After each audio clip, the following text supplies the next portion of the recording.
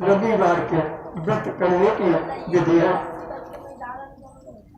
विष्णु भगवान की सर्व मनोकामना को पूर्ण करने के लिए रविवार का व्रत से इस व्रत की विधि इस प्रकार है।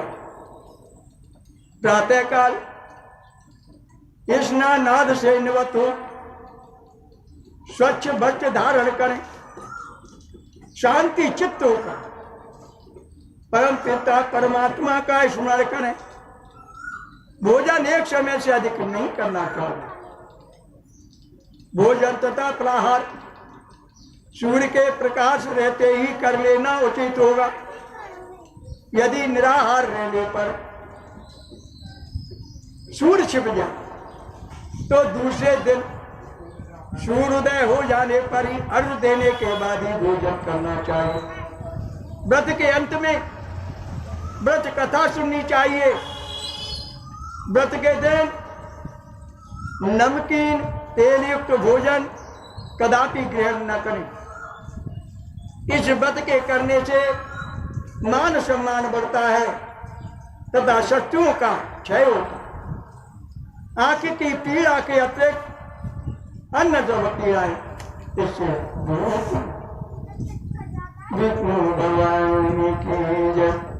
तो श्री कृष्ण गोविंद हरे मुरारी हे नाथ नारायण वासुदेवा।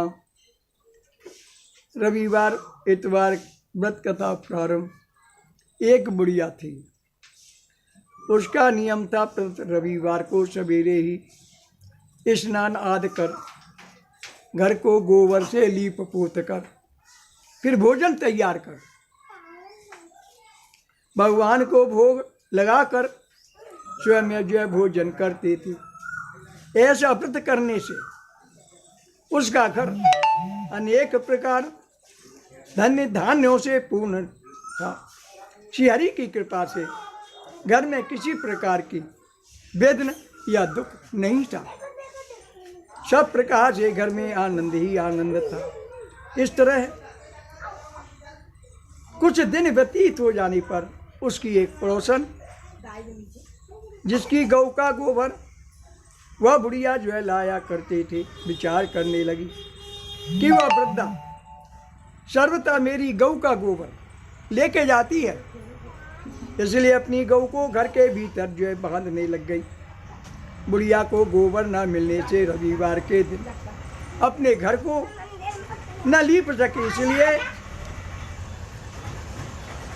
इसलिए उसने ना तो भोजन बनाया ना भोजन का भोग लगाया तथा स्वयं ही उसने भोजन नहीं किया। इस प्रकार उसने निराहार व्रत किया। रात्रि हो गई, वह भूखी ही सो गई। रात्रि में भगवान ने उसे स्वप्न दिया और भोजन न बनाने तथा लगाने का कारण पूछा। वृद्धा ने गोबर न मिलने का कारण सुनाया। तब भगवान ने कहा कि हे माता, हम तुमको ऐसी गौ देते हैं जिससे सभी इच्छाएं पूर्ण होंगी, क्योंकि तुम हमेशा रविवार को गौ के गोबर से लीप करके भोजन बनाकर मेरा भोग लगाकर खुद भोजन करती हो। इससे मैं खुश होकर तुमको वरदान देता हूँ। विष्णु भगवान की जय। निर्धन को धन और बांझ स्त्रियों को पुत्र देकर दुखों को दूर करता हूँ तथा अंत समय में मोक्ष प्रदान कर देता हूँ। स्वप्न में ऐसा वरदान देकर के भगवान तो अंतर ध्यान हो गए। वृद्धा की आंख है गुणी, तो वह देखती है कि आंगन में एक अति सुंदर गौ का बछड़ा बंधे हुए हैं। वह गाय और बछड़े को देखकर अति प्रसन्न भई और उसको घर के बाहर बांध दिया और वहीं रखने को चारा डाल दिया, खाने को चारा डाल दिया। जब उसकी पड़ोसन बुढ़िया ने घर के बाहर एक अति सुंदर गौ और बछड़े को देखा तो देश के कारण उसका हृदय जल उठा।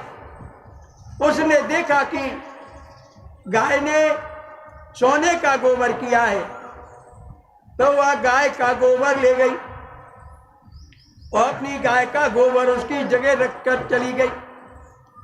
यह नित्य प्रत्यय जो करती थी। वह सीधी सादी बुढ़िया को इसकी खबर नहीं होने दी। वह सर्वव्यापी ईश्वर ने सोचा कि चालाक पड़ोसन के कर्म से बुढ़िया ठगी जा रही है, तो ईश्वर ने संध्या के समय अपनी माया से बड़े जोर की आंधी चला दी। बुढ़िया ने अंधेरे के भय से अपनी गौ को भीतर बांध लिया।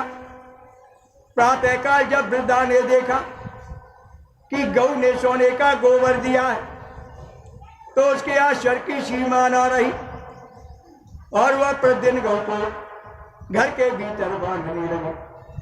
उधर पड़ोसन ने देखा कि बुढ़िया गौ को भीतर घर के भीतर बांधने लग गई है और उसको सोने का गोबर उठाने का दांव नहीं चल पा रहा है, तो वह ईर्ष्या और डांट से जल उठी और कुछ उपाय न देखकर पड़ोसन ने उस देश के राजा की सभा में जाकर कहा, महाराज, मेरे पड़ोस में एक वृद्धा के पास ऐसी गौ है जो आप जैसे राजाओं के योग्य थी। वह नित्य सोने का गोबर देती है। आप उस सोने से प्रजा का पालन करिए। वह वृद्धा इतने सोने का क्या करेगी? राजा ने यह बात सुन अपने दूतों को वृद्धा के घर गौ लाने के लिए आज्ञा प्रदान करी। वृद्धा प्रातःकाल ईश्वर को भोग लगा करके भोजन ग्रहण करने जा रही थी कि राजा के कर्मचारी गौ खोल कर ले जाने लगे। वृद्धा काफी रोती रही, चिल्लाती रही, किंतु कर्मचारियों के समक्ष कोई क्या कहता। उस दिन वृद्धा गौ के वियोग में भोजन न खा सकी। रात भर रो रो कर ईश्वर से गौ को पुनः पाने के लिए प्रार्थना करती रही। उधर राजा गौ को देखकर बहुत प्रसन्न हुए, लेकिन सुबह जैसे ही उठा, सारा महल गोबर से भरा दिखाई देने लगा। राजा यह देख करके घबरा गया।